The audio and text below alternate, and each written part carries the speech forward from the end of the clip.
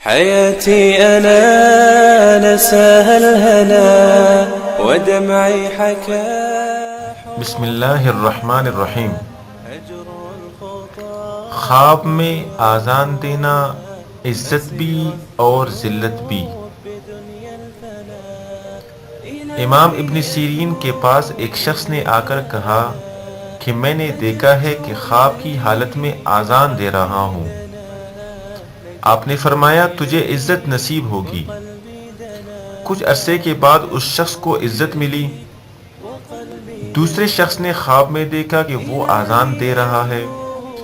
ابن سیرین نے فرمایا کہ تجھے ذلت ملے گی. وہ شخص کچھ عرصہ بعد چوری کے جرم میں گرفتار ہوا. اس کے ہاتھ کاٹے گئے. ابن سیرین کے ایک شاگرد نے پوچھا کہ حضرت دونوں نے ایک جیسا خواب دیکھا مگر تعبیر مختلف کیوں ہوئی؟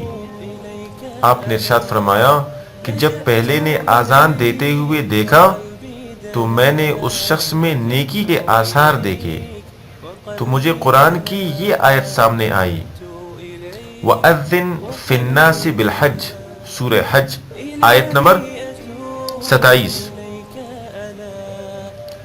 اور پکار دے لوگوں کو حج کے واسطے.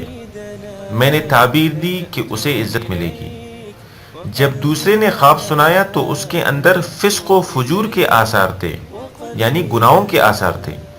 مجھے قرآن مجید کی یہ آیت سامنے آئی ثم اذن مؤذن ایتها العیر انکم لسارقون سورہ یوسف آیت نمبر 70.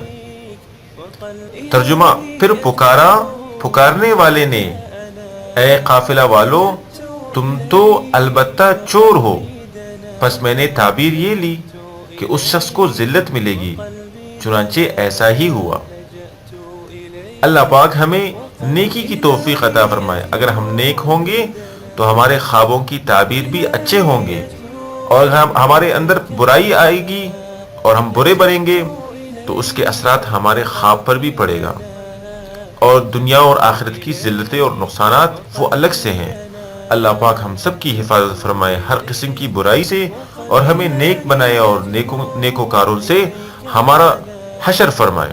والسلام علیکم ورحمۃ اللہ وبرکاتہ. إلهي أتوب إليك أنا لجأت إليك وقلبي دنا لجأت إليك وقلبي دنا لجأت إليك وقلبي دنا.